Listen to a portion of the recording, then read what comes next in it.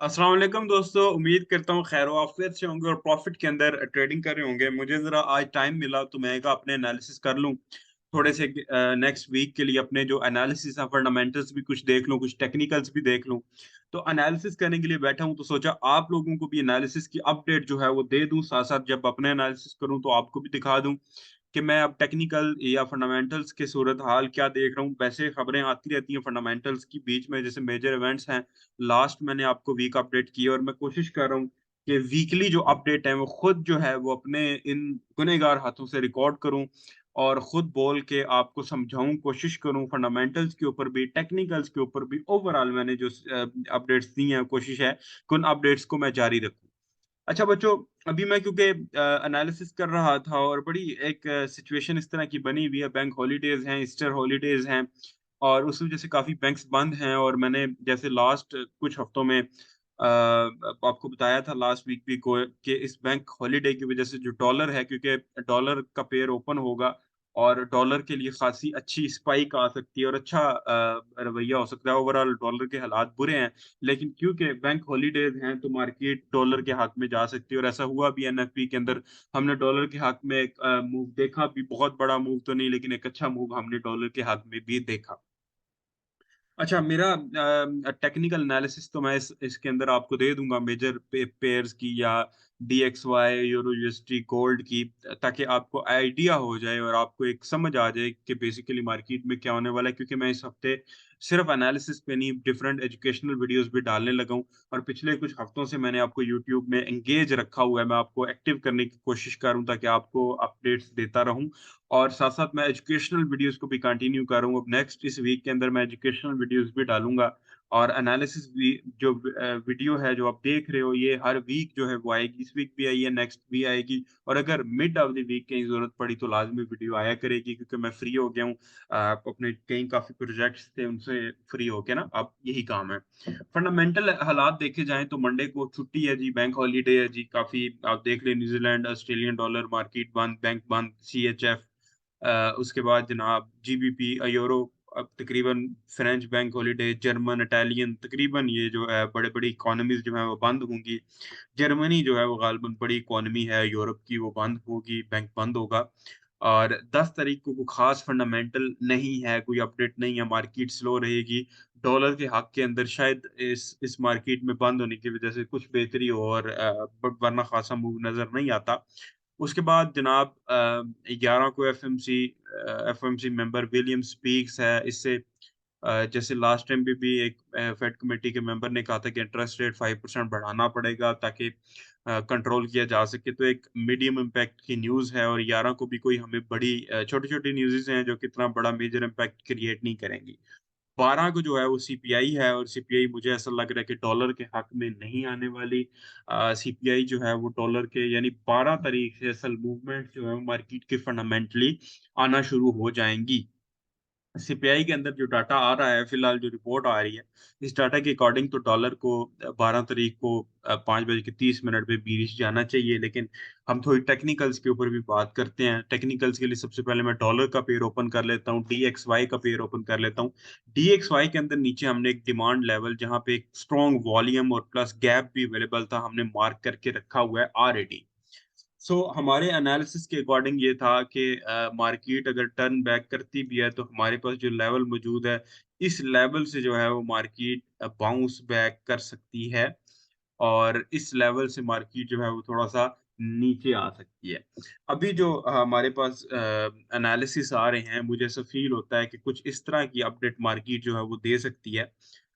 Like यहाँ तक थोड़ा स्ट्रॉन्ग जाके उसके बाद मार्केट जो है वो नीचे बाउंस बैक करेगी, क्योंकि खासी अभी स्ट्रॉन्ग होने की खबर नहीं आ रही। लाइक उन्होंने कोई इतनी बड़ी अपडेट नहीं दी है फंडामेंटली कि हम कह सकें कि डॉलर का रिवर्सल स्टार्ट होगा। हाँ, ये नीचे डिमांड ज़ोन है, इससे अगर वो डिमांड उठती है, उठाता है और मार्केट ऑर्डर उठाती है तो डॉलर जो है वो एक स्ट्रॉन्ग मूव दे सकता है।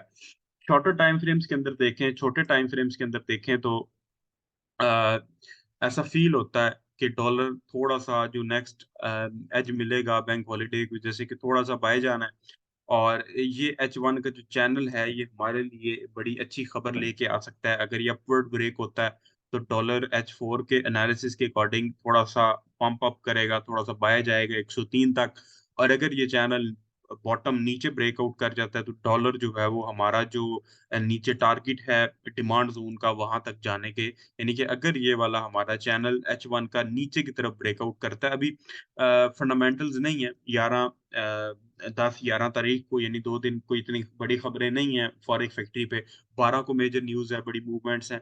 तो अगर मार्केट अपवर्ड ब्रेकआउट करती है तो देन फिर एक शॉर्ट बाइंग हो सकती है। और अगर नीचे ब्रेकआउट करती है तो जो हमारा टारगेट था, जो हमने लास्ट वीक सेट किया हुआ था, मार्केट उस टारगेट तक यानी इस डिमांड जोन तक जा सकती है। तो इस H1 के आप छोटे से चैनल को भी ड्रॉ करें और H4 की ट्रेंड लाइन को भी ड्रॉ करके रखेंगे। फैसला ब्रेकआउट की सूरत में जो है वो मार्केट कर देगी, और हमें इतनी जल्दी भी नहीं है, ब्रेकआउट का वेट करेंगे और उसके बाद मार्केट जो है वो एक फैसला कर सकती है। अब बात की जाए, चंद मिनट गोल्ड की बात की जाए, बहुत सारे मेरे भाई जो हैं गोल्ड के ट्रेडर्स हैं। गोल्ड के अंदर पैटर्न ब्रेक हुआ था। यहाँ पे हमारे पास सिमेट्रिकल, इसकी हम बात कर चुके हैं ऑलरेडी, तो इसकी हम अगेन बात नहीं करेंगे, इसको ऑलरेडी हम समझा चुके हैं। और इस पैटर्न की खूबसूरती ये थी कि इसके अंदर ये एक वैलिड पैटर्न था और मार्केट ने थोड़ा फेक आउट दिया। ये मार्केट के समझ लें कि हिस्से की चीज़ है, मार्केट की चीज़ है। तो एक बड़ा वैलिड किस्म का सिमेट्रिकल ट्रायंगल था, और इस सिमेट्रिकल ट्रायंगल का जो वॉल्यूम था वो भी लो था, जो कि इस पैटर्न की वैलिडिटी को कंफर्म करता है। खैर इसके ऊपर भी आपको लादा से वीडियोस बना के दूंगा कि वॉल्यूम को कैसे कंबाइन किया जाता है प्राइस एक्शन या सप्लाई एंड डिमांड या किसी भी मेथड के साथ। आप कोई भी मेथड ट्रेड करते हो तो वॉल्यूम को आप उसके साथ कंबाइन करके ट्रेड कर सकते हो।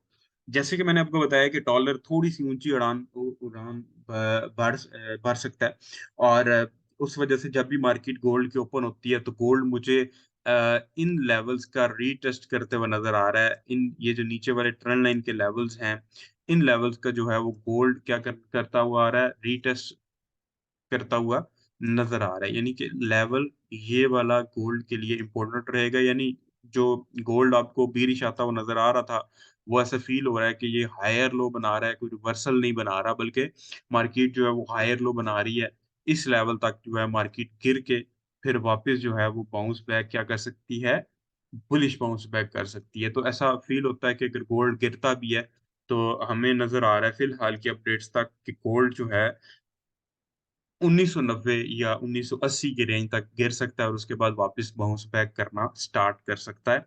सो लॉन्ग टर्म बाय की पोजीशन के अंदर भी नहीं है, सेल देखेंगे, लेकिन सेल के लिए हमारे पास अभी टेक्निकली एविडेंस नहीं है। तो गोल्ड दो लेवल्स हैं यहाँ पे, एक हमारा रेजिस्टेंस लेवल भी है, उसको भी मार्केट जो है वो रिटेस्ट कर सकती है, और नीचे ट्रेंड लाइन के एंगल भी बनता है, उसको भी मार्केट रिटेस्ट करती है। जो मैंने आपको 1980 85 90 80 85 90 का जो लेवल है, यहाँ से गोल्ड जो है वो बाउंस बैक जो है वो कर सकता है। ये उसी सूरत में होगा जिस सूरत में आपका डॉलर जो है वो थोड़ा सा पुश हो, थोड़ा सा बाय जाए, तो आपका जो गोल्ड है वो गिरेगा।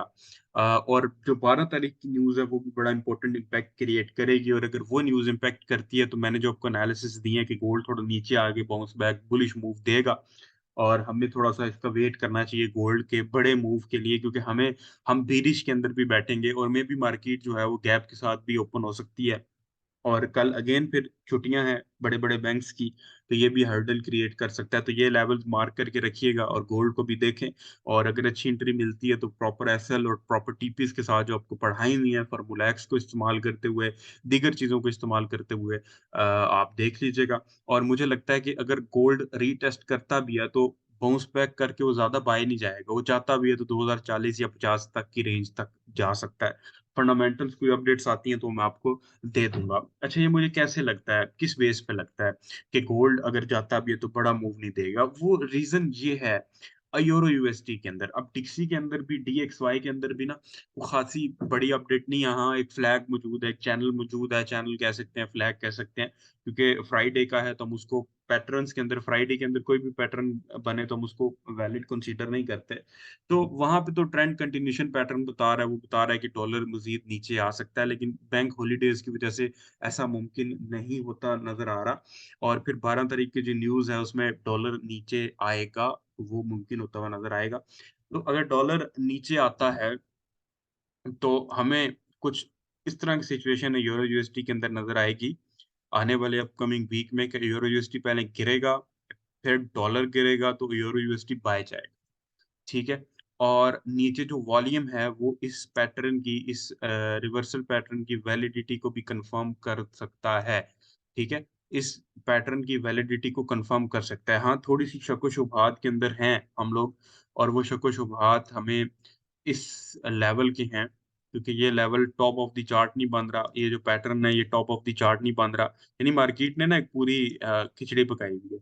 ये मिड ऑफ द चार्ट बन रहा है। तो ये अगर चीज़ मार्केट ने इस चीज़ को फ़ेल करना था, तो इसको तोड़ना चाहिए था, यानी कि इसके टॉप पे जाके इस पैटर्न को बनाना चाहिए था।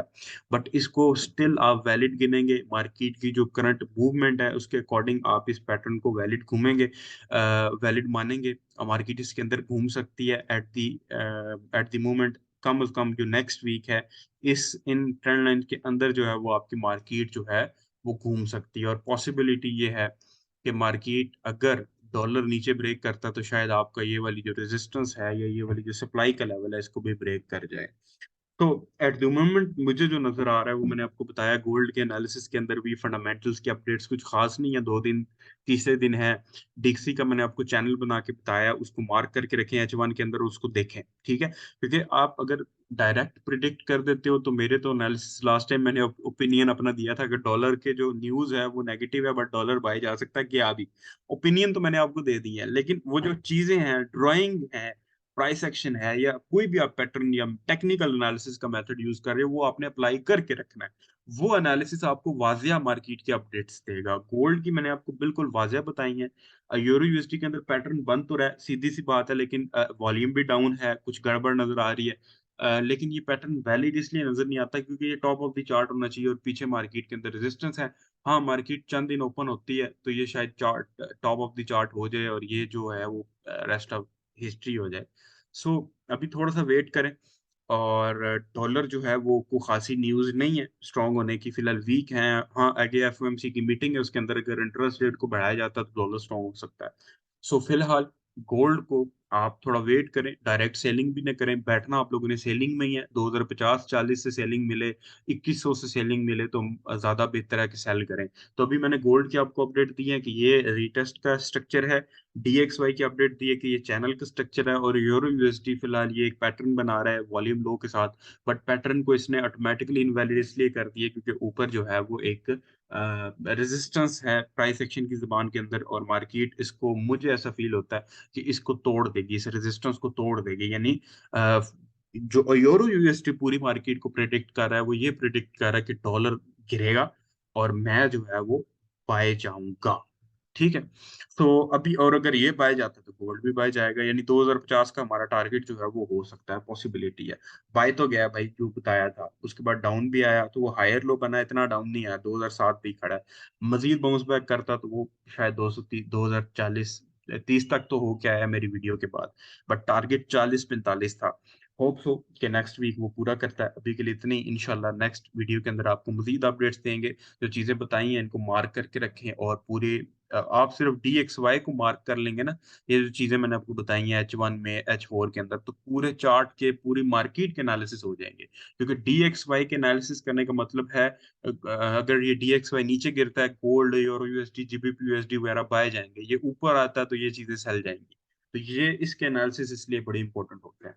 तो अभी के लिए इजाजत दें, इंशाल्लाह आपसे नेक्स्ट मुलाकात होगी नेक्स्ट वीडियो के अंदर। अल्लाह हाफ़िज़।